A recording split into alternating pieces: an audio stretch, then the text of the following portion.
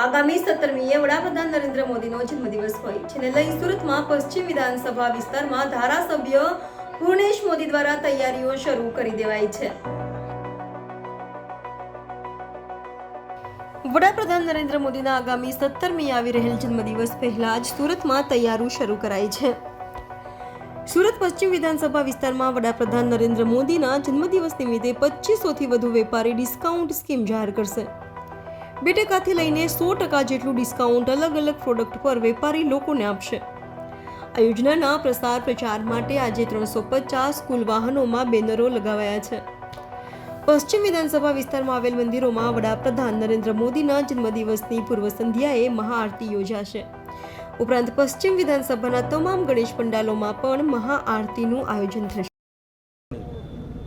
આજે આપણે જહાંગીરપુરા મુકામે નક્ષત્ર નેબુલા એપાર્ટમેન્ટની બાજુમાં રોડ ઉપર એકત્ર થયા છે, જેનો મુખ્ય હેતુ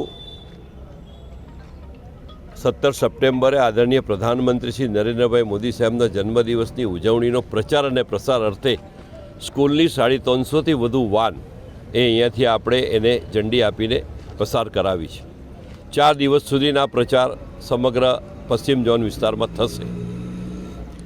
આના માધ્યમથી ખાસ કરીને 17 સપ્ટેમ્બર અને આગલા 3 દિવસ એટલે કે આજથી 14 તારીખ, 15 તારીખ અને 16 તારીખ લગભગ રજાનો માહોલ છે, તો જેને કારણે વેપારીઓને અપીલ કરાઈ છે કે આ 4 દિવસમાંથી કોઈ પણ એક દિવસ, કારણ કે ગણેશ વિસર્જન પણ છે 17 સપ્ટેમ્બરે, તો કોઈ પણ એક દિવસ, 2 દિવસ, 3 દિવસ કે 4 દિવસ ડિસ્કાઉન્ટનો લાભ આપે।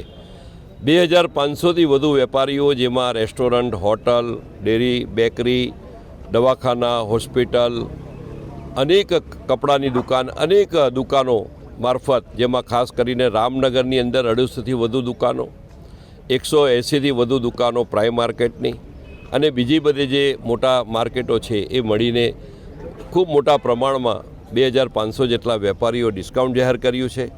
એ ડિસ્કાઉન્ટ 2-5%થી લઈને 100% સુધીનું ડિસ્કાઉન્ટ છે। શાકભાજીના વેપારીઓ પણ છે, હેર કટિંગ સલૂન પણ છે, રિક્ષા પણ 110 છે।